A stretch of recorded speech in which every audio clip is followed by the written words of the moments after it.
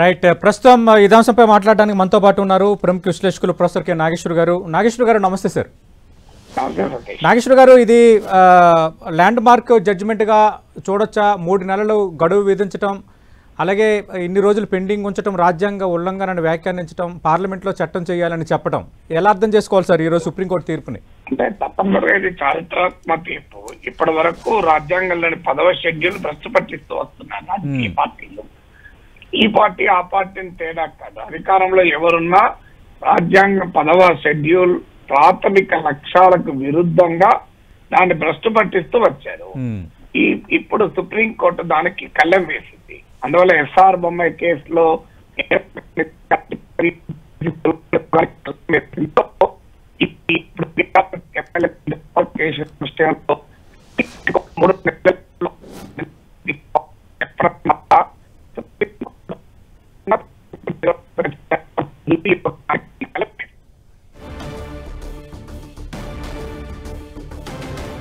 Right. కొంత phone line ఇబ్బందిగా ఉంది, మళ్ళీ మాట్లాడే ప్రయత్నం చేద్దాం ప్రొఫెసర్ కె నాగేశ్వర్ గారితో. మనం చూసాం జంజాల రవిశంకర్ సుప్రీంకోర్టు దగ్గర మాట్లాడారు. ప్రధానంగా సుప్రీంకోర్టు ఇచ్చిన జడ్జిమెంట్ ఖచ్చితంగా ల్యాండ్ మార్క్ జడ్జిమెంట్గానే చూడాలని ఆయన చెప్తున్నారు. అంటే స్పీకర్కి ఇప్పుడు స్పీకర్ ఏం చేయబోతున్నారు అనే అంశంకి సంబంధించి ఖచ్చితంగా స్పీకర్ నిర్ణయం తీసుకోవాలి. ఒకవేళ స్పీకర్ సుప్రీంకోర్టు నిర్ణయాన్ని ఛాలెంజ్ చేసే అవకాశం లేదు, ఎందుకంటే సుప్రీంకోర్టు అనేది అత్యున్నత బెంచ్ కాబట్టి స్పీకర్ దీన్ని ఛాలెంజ్ చేయడానికి అవకాశం లేదు. కానీ స్పీకర్ నిర్ణయం తీసుకున్న తర్వాత ఈ అనర్థకు గురైన ఎమ్మెల్యేలు మాత్రం మళ్ళీ హైకోర్టులో రిట్ వేసుకోవచ్చు అంటున్నారు. మళ్ళీ నాగేశ్వర్ గారు ఫోన్ లైన్ కలిసింది. నాగేశ్వర్ గారు, చిన్న ఫోన్ లైన్ కట్ అయింది సార్, మొదటి నుంచి మాట్లాడదాం సార్. అంటే ఒకటి ఇందులో చెప్పాల్సింది ఒకటి, ఇప్పటిదాకా రాజ్యాంగ 10వ షెడ్యూల్ ను భ్రష్టు పట్టిస్తూ వస్తున్నాయి రాజకీయ పార్టీలు. రాజ్యాంగంలో 10వ షెడ్యూల్లో ఫిరాయింపు నిరోధక చట్టాన్ని చేర్చింది. ఈ ఫిరాయింపుల సంస్కృతిని అరికట్టాలని. అందుకే సుప్రీంకోర్టు క్లియర్ గా ఏమన్నదంటే, మీరు ఎందుకని స్పీకర్ కి ఇచ్చారు అధికారము, స్పీకర్ కి అధికారం ఇవ్వడంలో ఉద్దేశము ఈ పిటిషన్ల పైన అనవసరంగా సుదీర్ఘకాలం నిర్ణయం తీసుకోకుండా ఉండకూడదు, ఎక్స్పీడిషియస్ జస్టిస్ కొరకు ఇచ్చారు. కానీ దురదృష్టం ఏంటంటే ఒక సదుద్దేశంతో స్పీకర్ కు స్పీకర్ కు సదుద్దేశంతో ఇచ్చినటువంటి ఆ అధికారాన్ని కాస్త దుర్వినియోగం చేసుకుంటూ స్పీకరు అధికారాన్ని దుర్వినియోగం చేసుకుంటూ స్పీకర్లు కంటిన్యూస్ గా దాన్ని వాయిదా వేస్తూ వచ్చారు. సో దీన్ని అరికట్టేటువంటి ప్రయత్నం చేసింది ఇప్పుడు సుప్రీంకోర్టు. ఎందుకంటే స్పీకర్ కూడా న్యాయ సమీక్షకు అతీతం కాదు అని క్లియర్ గా తీర్చింది. అంటే కియోటో హోలండ్ కేసును కూడా ఉటంకిస్తూ, ఆ కియోటో హోలండ్ కేసు యాంటీ డిఫెక్షన్ లో కీలకమైనది. ఆ కేసులో తీర్పును కూడా ఉటంకిస్తూ మీకు స్పీకర్ నిర్ణయాలపైన సాధారణంగా న్యాయ సమీక్షకు పరిమితులు ఉంటాయి, కానీ న్యాయ సమీక్షకు పూర్తిగా అతీతం కాదు స్పీకర్ అని చెప్పింది. సో అందువల్ల ఇది చాలా చారిత్రాత్మక తీర్పు. ఇదివరకు మేఘచంద్ర సింగ్ కేసులో కూడా సుప్రీంకోర్టు తీర్పు చెప్పింది ఇదే విషయం. దాన్ని మరొకసారి గుర్తు చేసింది. అంటే నాగేశ్వర్ గారు, ఇప్పుడు స్పీకర్ ఖచ్చితంగా 3 నెలల్లోపు నిర్ణయం తీసుకోవాల్సిందేనా, లేదంటే కొంత సమయం కోరే అవకాశం ఏమైనా ఇప్పుడు ఉంటుందా స్పీకర్ కి? సుప్రీంకోర్టుకు మళ్ళీ రివ్యూ పిటిషన్ వేస్తే ఉంటుంది సుప్రీంకోర్టు చెప్పితే, కానీ అది బహుశా అవకాశం ఉండదు. ఎందుకంటే సుప్రీంకోర్టు చాలా స్పష్టంగా చెప్పింది కనుక, ఈవెన్ డివిజన్ బెంచ్ ఇచ్చిన, హైకోర్టు డివిజన్ బెంచ్ ఇచ్చినటువంటి తీర్పును కూడా కాదన్నది. అందువల్ల బహుశా ఇంకో మార్గం ఉండదు. అంటే ఇప్పుడు స్పీకర్ ముందున్న ఆప్షన్ ఏంటి సార్? సుప్రీంకోర్టు తీర్పును ఖచ్చితంగా శిరసావించి 3 నెలల్లో నిర్ణయం తీసుకోవాలి, అంతేనా? అంతే, తప్పనిసరిగా అది ఇంకో మార్గం ఏముంటుంది. సుప్రీంకోర్టు తీర్పులు కాదనలేదు కదా. సో అందరికి రివ్యూ పిటిషన్ వేస్తే తప్ప.